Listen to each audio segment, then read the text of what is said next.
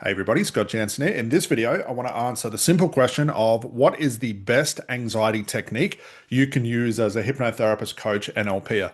Now, the reason this came about is because I spend a lot of time in different Facebook groups trying to research content for you guys, trying to answer common questions. And one thing I see that is prevalent across all sort of like hypnosis, coaching, NLP Facebook groups is a therapist will ask a question based on my client has this problem. What is the best technique? And you're going to get a mixture of answers from coaches and therapists from all over the world, putting that input into, use this technique. This is what I use for my clients. This is what you should use. This is the script to use. This is the technique. You should do this. You should do that. So what I thought I'd do to cut straight to the point is give you my advice in regards to using ACH, which is Advanced Conversational Hypnosis, and what we recommend and what I did with my clients all those years ago. Now you might be thinking, well, Scott, hang on, I know you worked with stop smoking clients. What do you know about anxiety, or what do you know about helping clients with fears and weight loss and phobias?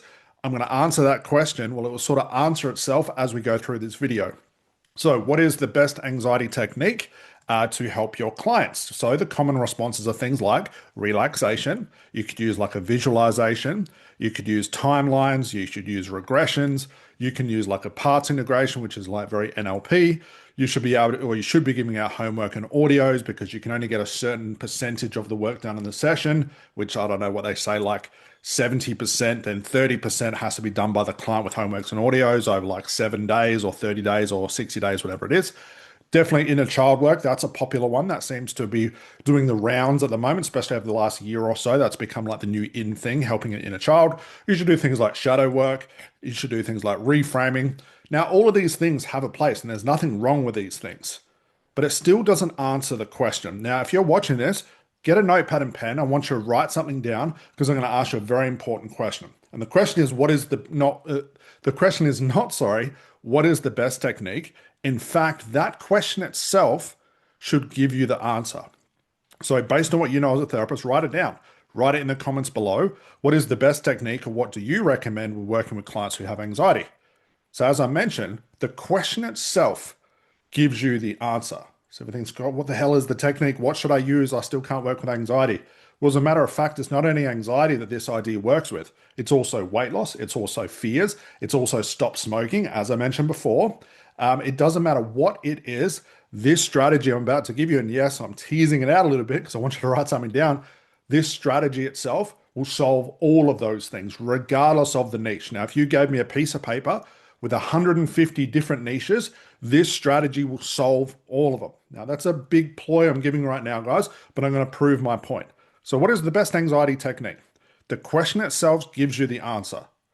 So think about it. Give you a bit of moment. I'm teasing this out because guys, I want you to do the work here because it's going to solve the biggest issues therapists have when it comes to stressing themselves out and wondering what technique is best.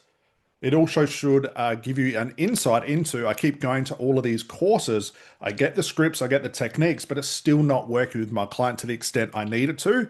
So what is the best anxiety technique, guys? The question itself gives you the answer.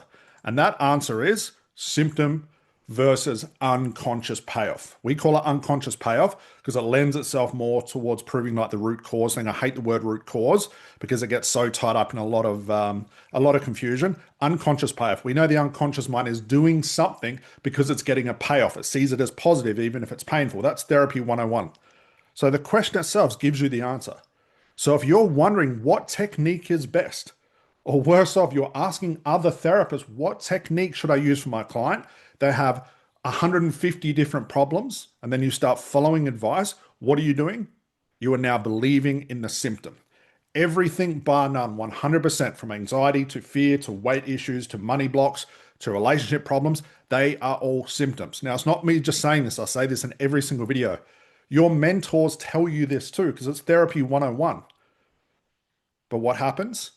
We learn the therapy 101, symptoms versus root cause. If you want to use that, we call unconscious payoff.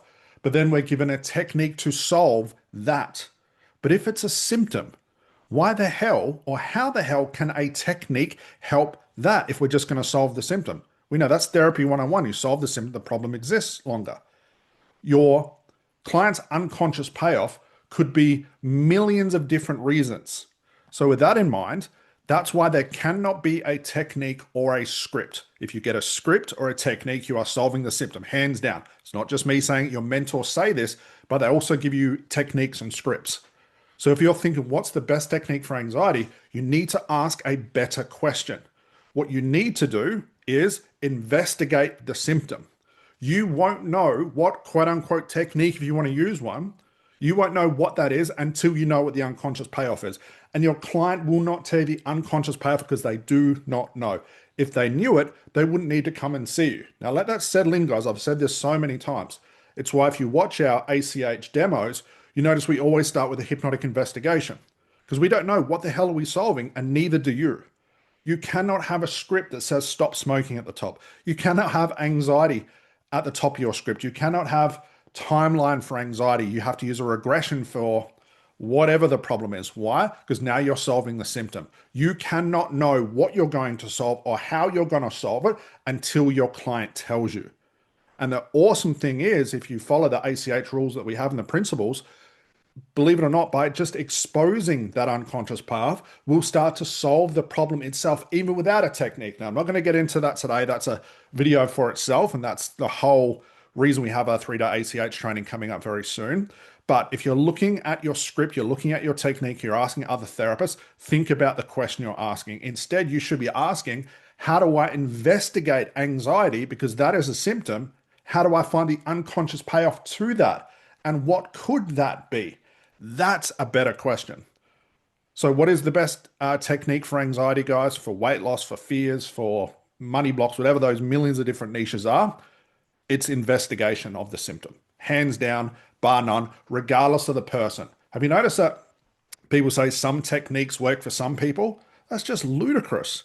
All people function the same. Sure, the unconscious payoffs are going to be remotely different, but they all think the same. They all go into trance the same way to some degree. They all have information. They all have an unconscious payoff. Our job as good therapists is to, how do we find that? So the best technique, I'm going to wax lyrics here, the best technique for anxiety, for weight loss, write down all of your niches, is to investigate the symptom. Find the unconscious payoff. It might take you 1 minute, it might take you 5, it might take you 45 minutes in that one session. Then and only then, once you know what it is, and it's very obvious when it hits, because your client will come out with this information and it will to some degree shock them. There'll be a lot of emotion. You can tell it's pure unconsciousness. That's what we're looking for. And then and only then can you formulate a response, an action, whether that's in our ACH training, you do like a collapsing of reality, you ask big picture questions, whatever you're doing, then and only then do you worry about the technique. So guys, I've said this so many times. If you're sitting there with a stop smoking script, symptom. Anxiety script, symptom. Weight loss technique, symptom. If you're going into a session believing or pushing towards a parts integration or pushing towards a regression, pushing towards visualization, what are you now doing? You're solving the symptom. You cannot, no matter how smart you think you are, even I couldn't, even Erickson couldn't, figure out what he's going to do until he gets the right information, and your client will not give you the right information because they do not know it. So guys, save yourself a lot of time. Get out of those Facebook groups if you're asking other therapists, which is doubly bad because now you're asking people to guess based on your guessing, based on the lies your clients are telling you because they're convinced it's anxiety, but we know that's just a symptom. So spend less time in those Facebook groups. Stop asking that question. Better questions to ask is, how do I investigate the problem to find out what the real thing is? And if you want to know how to do that, either come along to our ACH training because we teach you that step by step, or just watch the other thousands of videos that we have. We spend so much time talking about unconscious payoff, how to investigate it. We call this the hypnotic interview. It's a very part of any session we do, regardless of the niche. That's where you need to start, guys.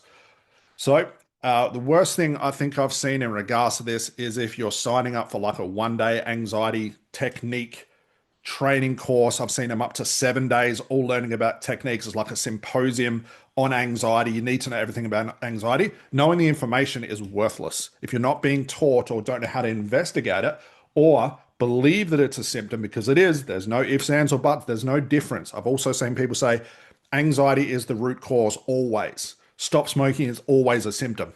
That's irrelevant. You can't prove that, and that is false. Clients come to you because they're stuck in a symptom. If they could figure out what their root cause is or unconscious payoff is, they would not only tell you, they probably wouldn't even need to come and see you because it would start to collapse itself. All right. So, guys, hopefully that was informative. This is not just for anxiety, like I mentioned many times, it's for all sorts of niches. Learn how to investigate. Ask yourself better questions. Stop asking yourself what is the best technique or script for this, because all you're doing is solving symptoms. You guys already know this. You guys are intelligent. You've done all the training, but that's why you're spending so long with clients and also why it does not work. All right, guys. So there we have it. That is my response to what is the best anxiety technique for your clients, regardless of who they are. Hopefully that was informative. I'll see you in the next video. Bye for now.